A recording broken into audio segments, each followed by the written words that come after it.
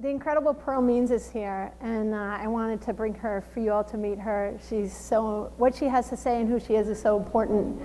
Before we go there and have that conversation, Leanne asked me to kind of give you a quick briefing about what we've been doing. And the first thing I wanted to start with was just service. Grace Hopper, if Edison is light and Wright is flight, then Hopper is code. Right, President Obama said that.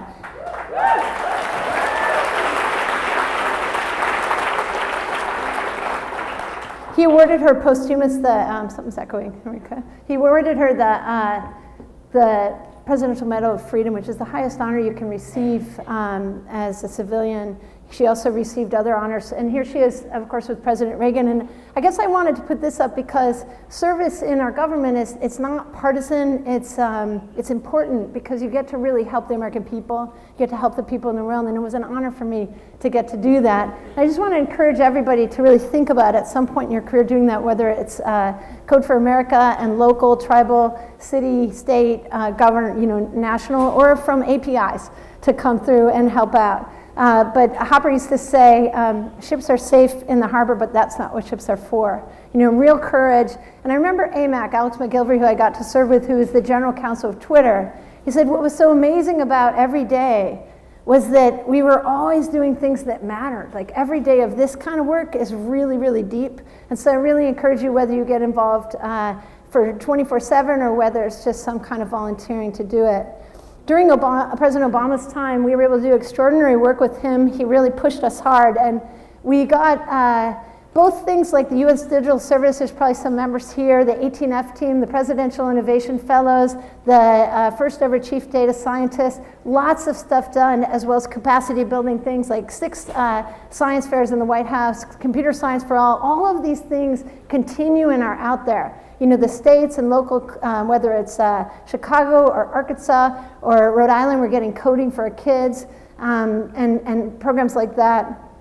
One of the things I wanted to highlight for us is the open data, because we opened over 200,000 data sets, and one of the ones that matters for us in this room very heavily has to do with income and the pay gap. And so this is a data set that's there, and Kyla and the teams got together from the Presidential Innovation Fellows and did Hack the Pay Gap, and hundreds of people started to hack this pay gap data set and really work on the pay gap that we have as women, as people of color, as others, that could really make this change. And so open data is not only just for mapping and phones, but it's also for this kind of work.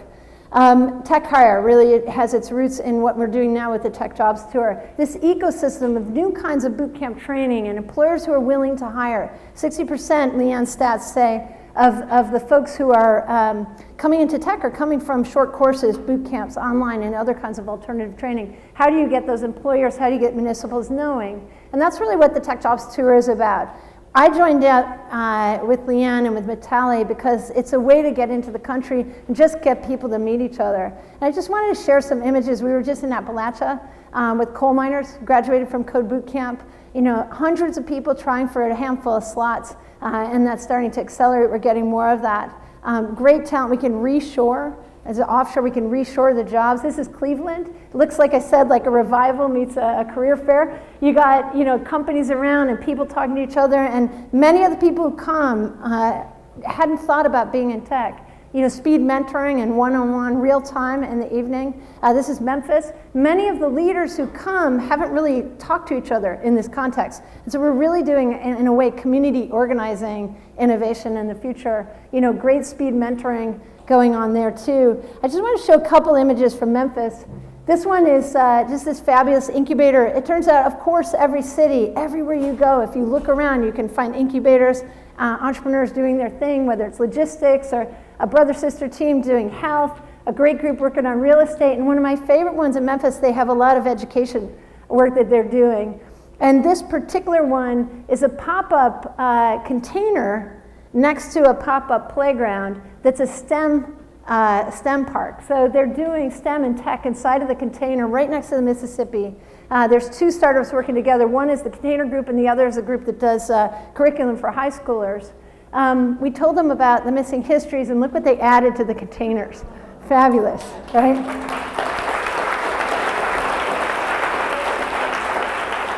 Ida B. Wells, data scientist, this is the city where they burned down her offices for reporting on data and lynching. So this is a really amazing thing to see.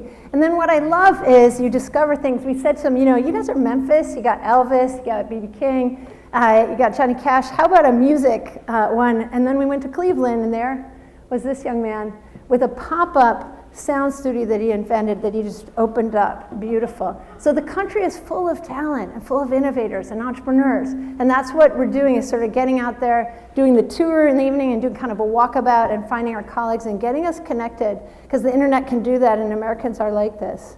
I'm from Buffalo, so the same thing's going on. This is the old windshield wiper plant, the Trico. And today it's an innovation center with like Internet of Things. That's the old Bethlehem Steel site. When I was a kid, the math teacher would wipe the dust off her car. And now this Superfund site is full of windmills. This is the Erie Canal. It was on fire when I was a kid. Really polluted. Beautiful history of our country, the industrial age, all those things. Right here on River Bend is the new Solar City plant. They're going to pull 75 trucks a day of solar panels from Buffalo. That's amazing, right? Medical. So the country is lifting, and we just have to get the stories told. But we can't have this, and Puneet Ahira is here, right there, who I'm working on a new company. We're working on putting that together, and really has to do with how do we get more of this scene and less of this. This is McDowell County, West Virginia. This is Chattanooga, Tennessee. We've got, nobody's building a WeWork here. Why? Why don't we do that? They've got the highest speed internet in the Western Hemisphere in Chattanooga. They got it done. They have $6 billion foreign direct investment.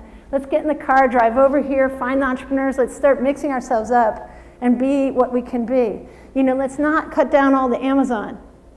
Let's instead work with Beno Juarez, an indigenous young man who's building a floating fab lab in the Amazon. I mean, beautiful. What if the 400 indigenous leadership tribes, people here, would do invention and co-creation? There's as many open jobs in STEM as people in prison. And every time we teach tech in prison, we get 4% recidivism. Every time we don't, we get 50 to 60%. Confidence and skills, right? That's what's happening. And we had, in the Seattle one, we had a wonderful team that's teaching in prison. Susan Alsner may be here. Susan, are you here? Yay, stand up. My amazing colleague from the UN who's been flowing talent into the UN. We're about to do the third year. Go, Susan.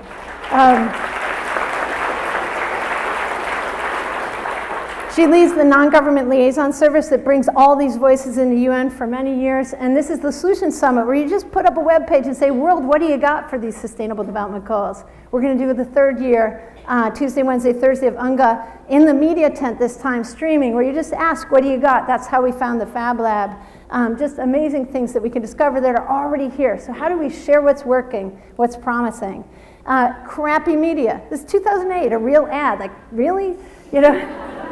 But we can have Moana, right? We can have this amazing media that builds us. Our kids love this. My kids watch it all the time. Anybody who has kids is like, you've seen it many times. It's fabulous. The thing that I want to share is that Moana is actually pretty true. And what do I mean by that? Then Hawaiians, during the rise of Native American rights work in the 70s, decided to find and resurrect Polynesian sailing. I've told some people about this story before, but they began to sail, and they were sailing with no instruments. The first time they went was from Honolulu to Tahiti, dead reckon, no compass. Can you imagine being in the middle of the ocean with like 10 friends? Which way do we go? They got there. Now they have the Hokulea. They also have high school teams, amazing things. They sailed around the planet. We met them, we went to meet with them, 10,000 people in the Honolulu harbor as they came home. This is such a great story of being woke. They have amazing young apprentice navigators with the masters who've been around the world and had this adventurous experience, which is science and technology and culture and kindness and history and truth and courage. They also had the University of Hawaii president call a grand challenge to the children, because the canal behind Waikiki is super polluted, just like my river in Buffalo. And they said, kids, what should we do? And they had a contest, like X Prize, but at school. And tonight at 8 o'clock, Lorraine Jobs has supported the XQ schools to bring it, and how can we redesign American high schools so it's less industrial age and more, how do we fix the thing in our community? Instead of biology and history and math, why don't we fix the water class? And then we do it together, and they did it. And these are the little kids. These are the college kids. Amazing work. You know, top researcher in coral, this major national lab, not only working on her research and her PhD, but also creating magic school bus-like materials. So Hawaii is really paying attention about how do you play the whole orchestra? How do you do fun things like have the team from the movie come and teach how to make things like this? You know, how do you, and so this is the last image that I want to put up for this, which is, we got to do astronomy night with President Obama. And we felt it was really important to include not only the amazing commercial crew for NASA that will pilot Blue Origin and SpaceX, you know, the edge of Americans, right? Huge, a huge future for us in space. But also the most ancient and most profound of technologies, this is right after each other in the Rose Garden. Both the Hokulea team with the star compass and how we have indigenous knowledge that we need to bring back, we need to remember our future. So as the Hokulea came back, there was wonderful speeches, and one of the leaders said, you know, he always talks to his grandmother, and grandmother said, is the cup half full or half empty? And he said, I don't know, somewhere in between. She said, no, it's totally full. It's full of water, half air, and it's overflowing with spirit. So point of view matters. And so I want to bring Pearl to the stage. We're going to play a short video about some of the work, many projects he's doing. This one has to do with Standing Rock.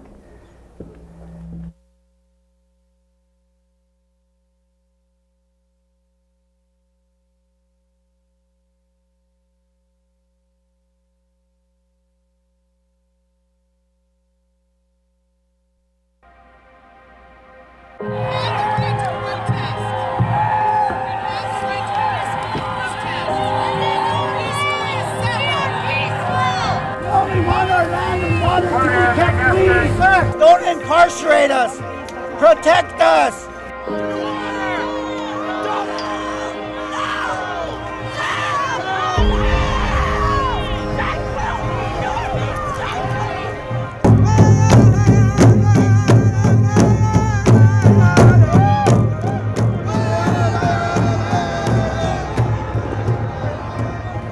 We are facing a $1 billion corporation.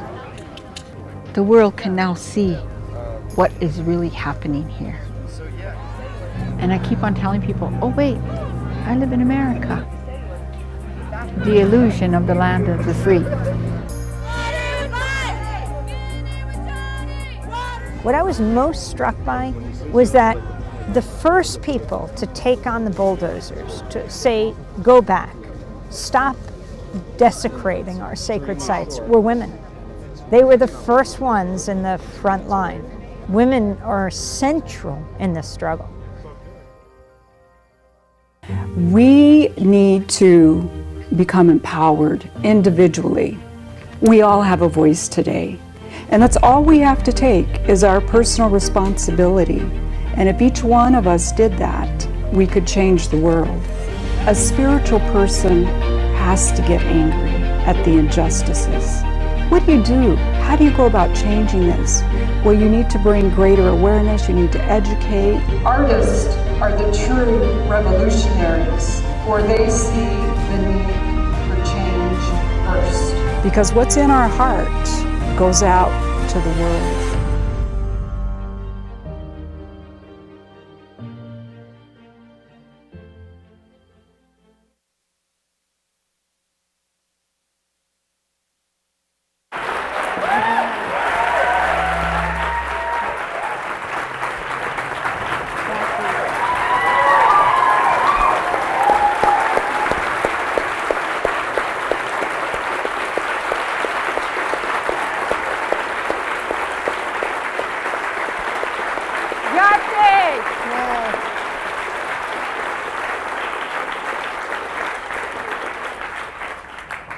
Yate, my relatives, sisters, allies, it's wonderful, it's an honor to be here and share your energy, your good spirit, your passion, your hope, your can-do attitude. The culture that I come from begins before time. We don't measure time in a linear fashion. We know that it's circular. Everything that is sacred and holy connects. We connect our heart with our brain. That's what you're doing here. That's what this conference is all about. And I want to applaud you for that. It's powerful. The truth is powerful. What's in our heart is powerful. In our culture, traditionally, historically, we recognized, we called you all two-spirited beings. How powerful is that? Two spirits. We recognized that you have a different worldview, therefore, we highly revered you as teachers. We knew and we wanted your worldview to be introduced to our children. That creates balance. That's what we're charged with, is to maintain balance. That's connecting both the right and the left side of the brain, the heart and the brain, the male and the female energy. The other thing few people know about us is that we come from matrilineal social systems. It's not the flip side to patriarchy, but it's about nurturing, it's about compassion, it's about respect, it's about balance. And that's what we're charged with, to live in harmony, because everything is connected. Thank you.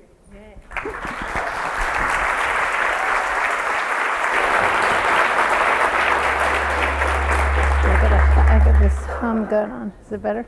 All right.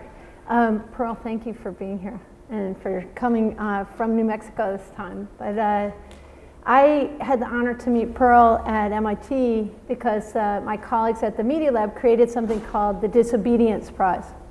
And the Standing Rock teams, the water protectors, were part of the finalists of that, together with the Flint team that defied the University of Georgia team that stood up when the Dreamers were kicked out and just left the university, started teaching, the NASA engineer who stood up and continued his work on climate change science. So you guys stood up, and so I had the honor of meeting you. And one of the things we talked about there, many different things, but one of them was a real vision that I thought, sort of the connection between technology and history and deep culture, and some of the goals for the ending of fossil fuel and healing. I don't know if you talk a little bit about that. Sure. We have a horrific past, and we recognize that in order to move forward, we need to heal. And in order for us to heal, you all need to heal. The human family needs to heal. And because of our worldview that we're all connected, the plant kingdom, the animal kingdom, the mineral kingdom, and this worldview that we come from our grandmother, the earth, and she has been desecrated, violated. She is in the throes of rebirthing to a higher frequency. A lot of our prophecies talk about this time that we're in.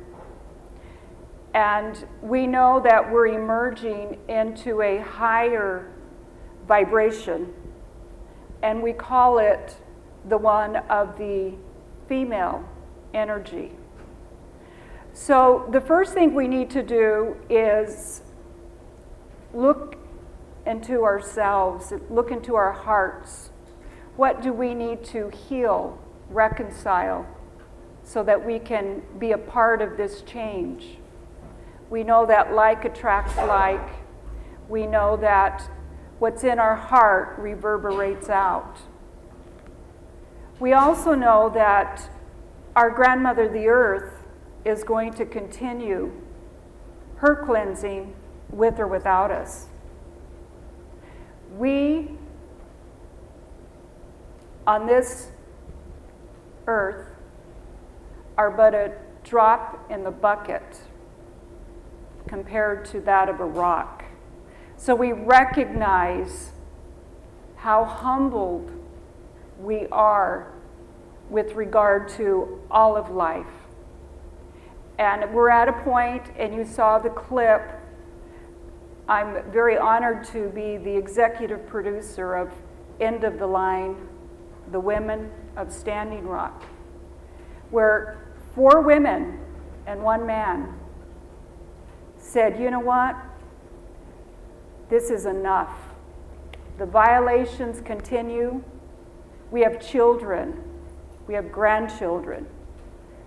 We're charged with not just decisions based on today, but at the very minimum, the next 7 generations to come. So that's the stand that we took.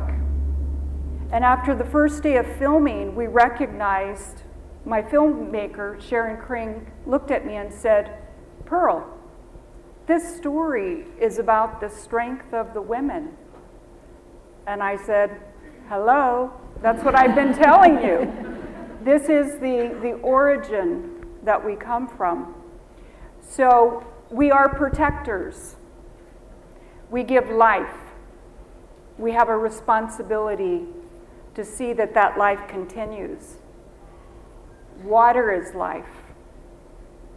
We knew we didn't have any option but to stand up and protect our grandmother, the earth, our water. So we found we had over 10,000 allies that came from all over the world to stand in unity with us.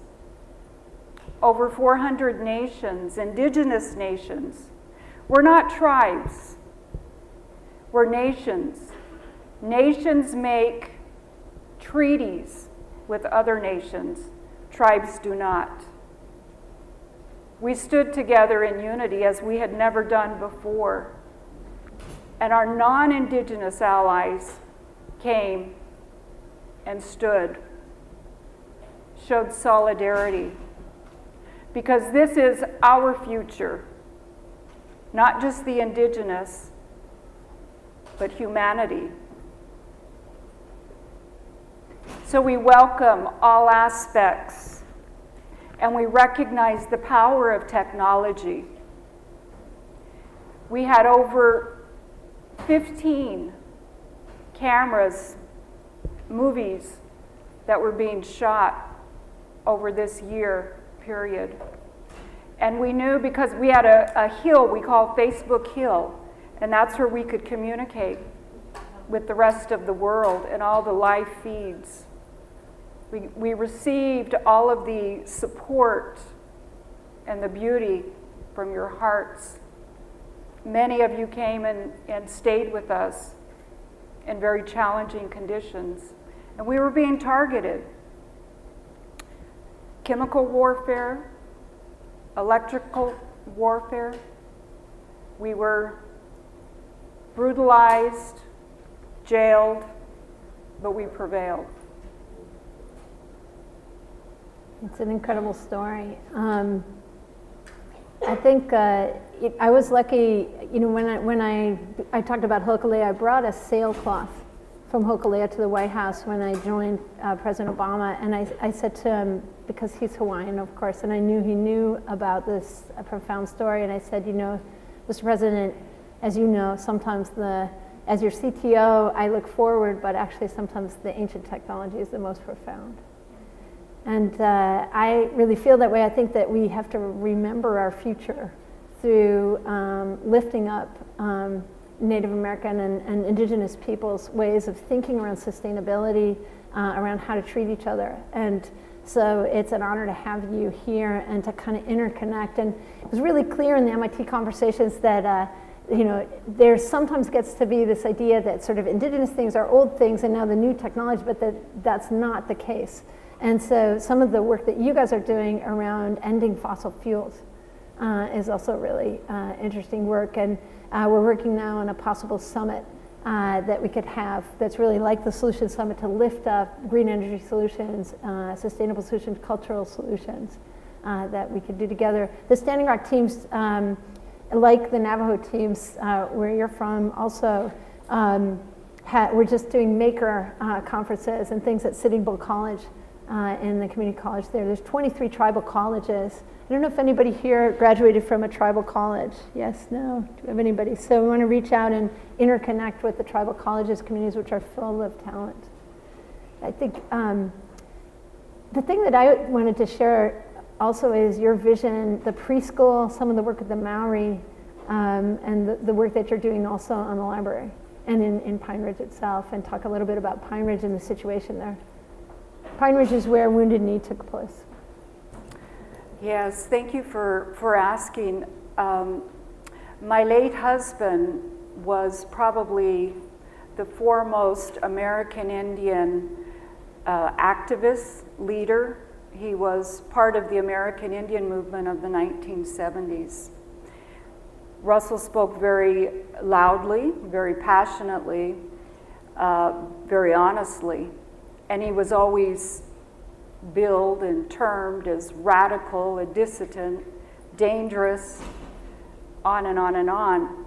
And all he ever did was speak the truth and the violations of our over 500 treaties that we had signed with the United States government. So with his transition, and we're coming up on his 5th year, and again, that's another a beautiful worldview that I'd like to share with you all, and that's around death. In the words of one of our highly revered ancestors, Chief Seattle said it best, "Death, there is no death. It's simply a change of worlds." So what I wanted to do, was in my heart, was to create a Russell Means library there with his people on the Pine Ridge Sioux Indian Reservation, the poorest county in America, all of the devastating statistics, health, education, housing, unemployment. Let's give some of the statistics. So the average life expectancy in the 40s for men and women? Yes, about 47 for men and 54, I believe, for women. So it's a combination of a number of things that it all becomes a little bit complicated. But basically, our reservation systems, which incidentally, we sit on 40% of the nation's renewable resources. So there's a reason that we have continued to be targeted. These reservation systems are failed socialist systems. Many of the Plains nations were forced into what is known as the 1934 Indian Reorganization Act. South Africa utilized that as their template for the Bantu Development Act, known as apartheid. And that has been abolished, but we continue under these oppressive systems.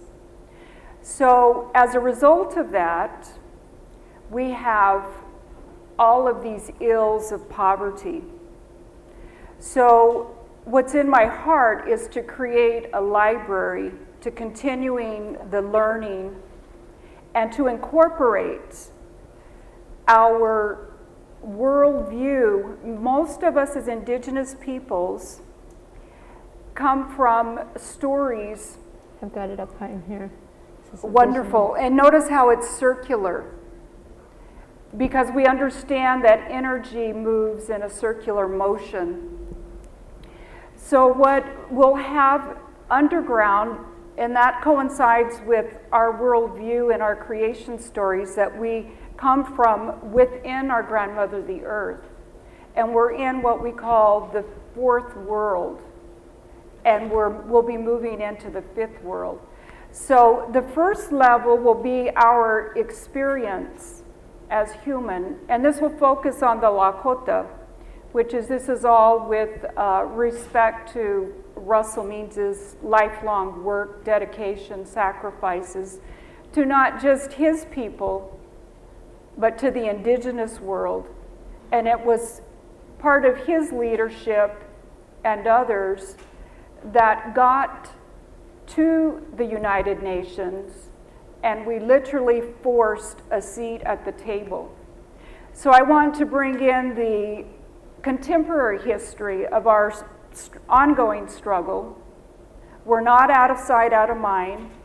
The oppressor is very comfortable keeping us 2 centuries away in museums. Well, we're still here. Granted, we're just shy of 1%. I think that probably makes us an endangered species. We're less than 1% of our homeland, the original caretakers of our grandmother, the earth. So this is a very important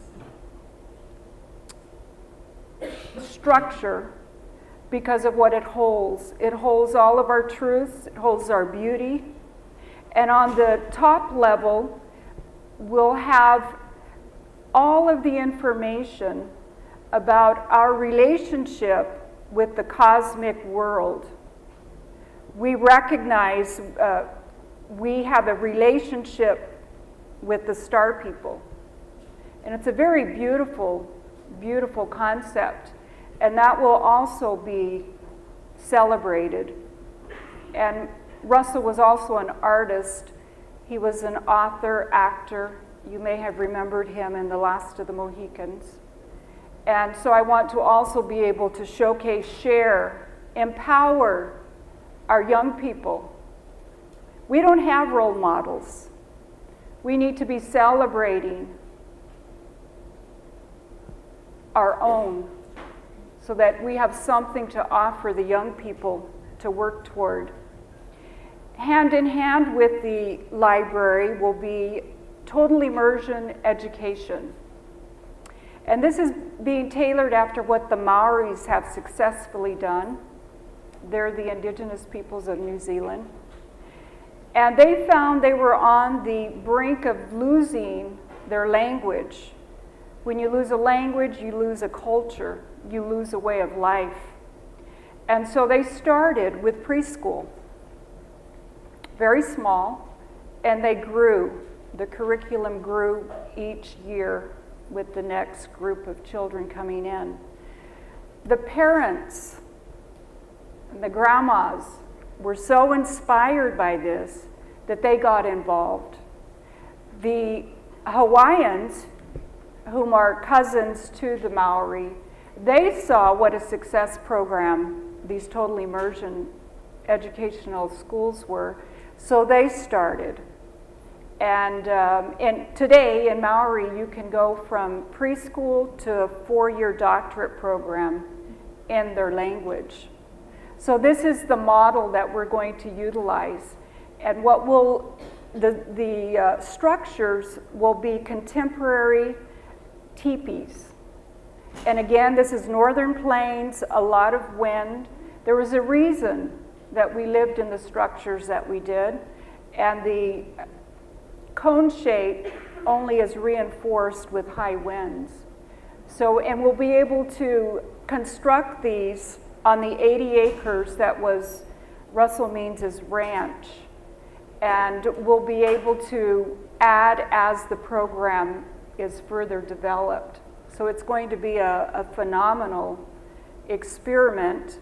And I invite all of you to come on board, help me raise funds, and be a part of this. Because we are very inclusive. Another commonality we have with you all. We're a minority that's very inclusive, that's different. And I think the women at Standing Rock prove that we're badasses as well. Yeah.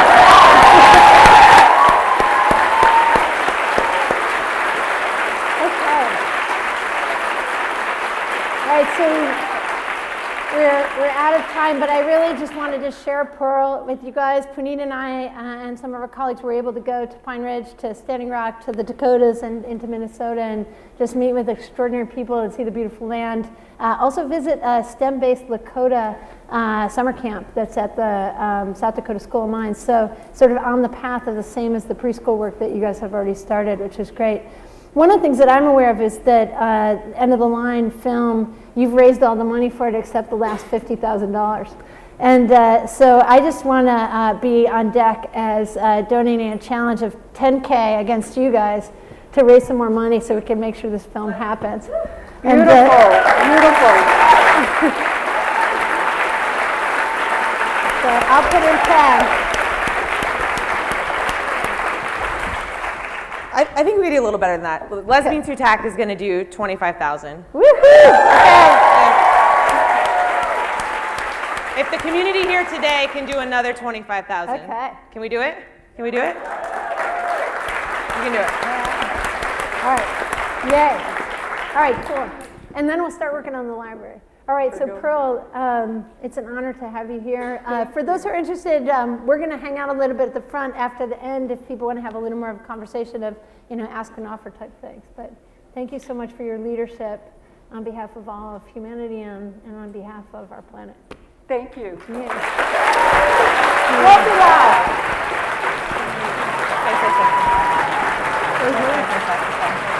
Thank you.